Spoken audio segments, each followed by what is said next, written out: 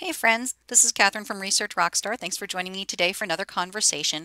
And today I'd like to ask you a question. What do you think is the most misused term in market research?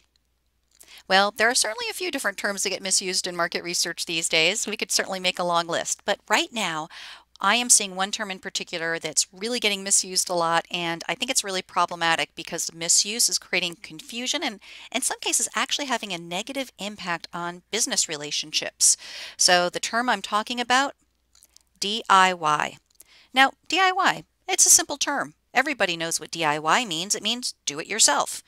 And it implies doing things with little to no previous experience, like I might do a DIY project around my home, right? So it's a very, very commonly used term.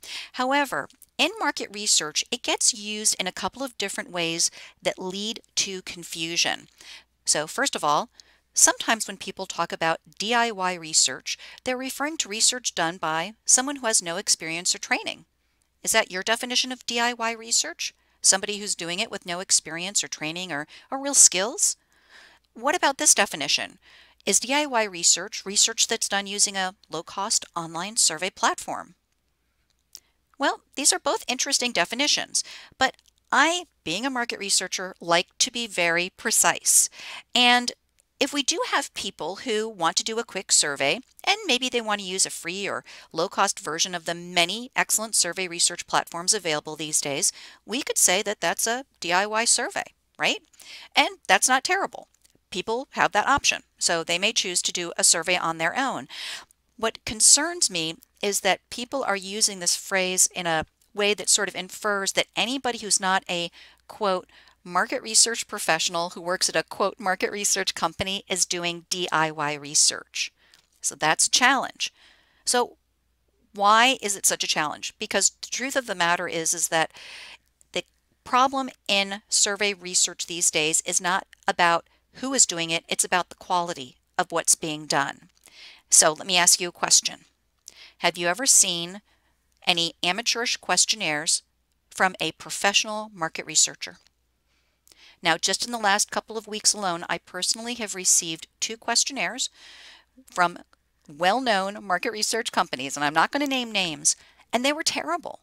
They had onerous instructions. They had poor scales. They had confusing instructions. They had, in one of them, there was a check all that apply list where the items in the list were not mutually exclusive. They overlapped. That's a classic novice mistake in questionnaire design. So clearly, we do see bad scales, bad logic, biased wording from questionnaires that are being produced by, quote, market research firms. So I think we have to be careful if we talk about DIY research and sort of imply that any bad questionnaire design must be being done by people who aren't professionals, because the brutal reality is that a lot of professional researchers are putting out some really bad questionnaires these days. What about the definition of DIY research as research done by using a low-cost online survey platform? Well, then we have to say, what do we mean by that? If the definition of DIY is using a DIY platform, what would you consider a DIY platform? Is Qualtrics a DIY platform? Is Survey Gizmo? Is SurveyMonkey? Well, there are a lot of different online platforms these days for doing surveys, and they are used by a wide range of people. So I don't think it's very precise to refer to, say, Qualtrics as a DIY platform because it's used by people who may be DIYers, but may also be professional researchers. So what tool you're using should not define whether or not you are doing, quote, DIY research. So that's something that really concerns me. But there's another thing that I think is a little bit more troubling about the use of the word DIY. And the issue that I have is that the brutal reality is that sometimes when people talk about DIY research, and you see this when you attend sessions at our industry conferences or read blog posts or articles in our trade magazines, you'll often hear the phrase DIY as really meaning in-house market research. So market research done by brands, the market research done by the internal market research or customer insights groups within consumer packaged goods companies, financial service companies, hospitality companies, and so forth. So is that DIY? If I'm a researcher and I work in an internal corporate market research or insights function. By definition, is all of my research DIY? I think that's really imprecise and frankly insulting to all of our colleagues who work in those types of departments. And frankly, I think that when I see researchers who use the phrase DIY to imply that any research done by corporate researchers is lower quality, frankly, the people who are making those statements are really out of touch. Now, 10 years ago, that may have been true because the brutal reality is that 10 years ago and more, and I've been doing research for 30 years. So like the first 20 years of my career, it was true that a lot of corporate in-house research departments were primarily purchasing functions. They would act as the RFP facilitator between internal users of market research and the external market research suppliers. The skills that they had were primarily around project management, sourcing, contract negotiations, and so forth. Hey, real skills, but a very particular set of skills, not what I would consider, quote, research skills per se. But that is a really outdated perspective on corporate research departments. And, I work with a lot of between the training that we do here at Research Rockstar, myself and the other 9 instructors, and also our staffing service. I work with a lot of corporate research departments. I know these people, and I can tell you for a fact that their skills are excellent. There are a lot of in-house corporate research functions that are led by exceptionally skilled and innovative researchers. They're staffed with highly trained, highly qualified researchers. In fact, some of the research departments that I know would absolutely win a battle of research excellence if they were competing against a lot of the full-service research firms I know. So I think we have to be really careful about these outdated perceptions. So when we're online or we're at events and people are talking about DIY research, I always push people to be precise about what they mean. What does that really mean to them? So for example, I saw a blog post the other day where the author claimed that the use of DIY platforms will decline in 2018. Now, I'm a bit of a troublemaker. I couldn't help myself, so I asked, well, what exactly do you mean by a DIY platform? Would that include, for example, Qualtrics? Well, as expected, when he replied to me, he said yes, but he spotted that I was starting to push him into a corner because he certainly didn't want to say that demand for Qualtrics was going to decline. So he started backpedaling a bit. But I think this is this is the problem when we use these terms so imprecisely. There is this idea of DIY. DIY is a legitimate idea, but it's not how. But we have to use that term precisely, and we have to have a common definition. Let's not use DIY to refer to any kind of in-house market research. Let's use DIY precisely. Research done by people who have no experience or training. That's fine. There are people who do fall into that definition, but that's not usually how the definition is used.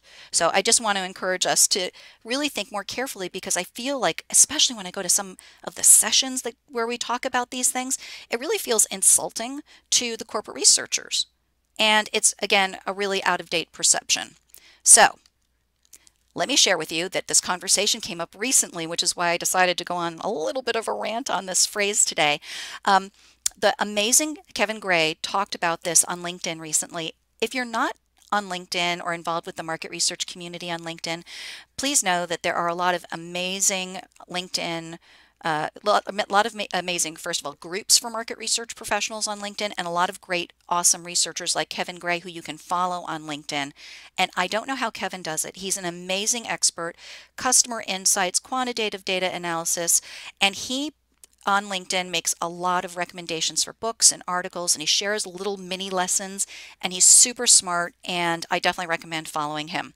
So he was sharing on LinkedIn in a recent LinkedIn conversation that he's been seeing concerns from people he knows. So this isn't his opinion. He's saying this is what I'm hearing from other people, that the rise of DIY research is really a threat to market research suppliers. And that this is something that is going to have a huge impact on the industry. And what was interesting was how many people responded to this particular thread. So his post was very interesting, and all the comments following up were really interesting. And again, it sort of makes this confusion between, am I just talking about low-end DIY research done by anybody, or am I really talking about research done in-house by corporations? And I think that's really what a lot of the people in this thread were getting caught up in. So yeah, more in-house research departments are doing research themselves. That doesn't make it, quote, low-end DIY. It's just in-house research. I can be a high-end qualified market researcher working within a corporation, like a brand of consumer packaged goods or a fashion brand or hospitality brand, or I could be a high-end qualified researcher who works at a full-service market research agency or at an ad agency or at another type of consulting company. There are awesome, qualified, highly trained, highly educated researchers who are professionals who work in many types of corporations.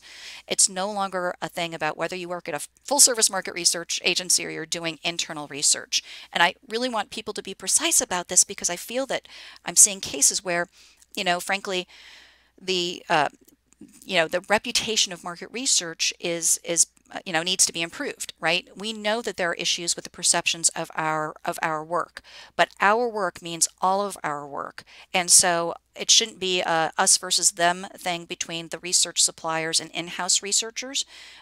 It's all about just trying to make all research done with excellence so that our wonderful survey participants, the human beings who participate in research, are having an excellent experience, and so that people understand the quality of the work and that we are really using serious methodologies, and that when we do produce research that we are doing it in a way that's going to be very robust and objective.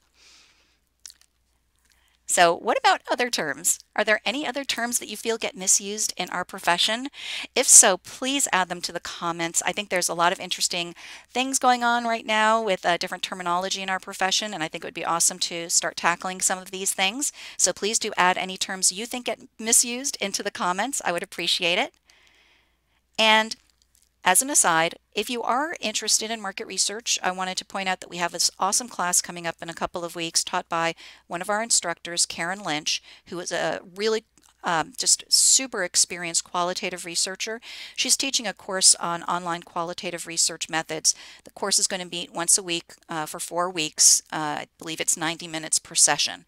And in that course, she actually is going to be doing demonstrations and talking about best practices for doing various types of online qualitative research. So if you are somebody who likes qualitative research and maybe you're primarily doing focus groups and in-depth interviews and you'd like to maybe expand that toolkit to use more online qual methods, please do check out this course.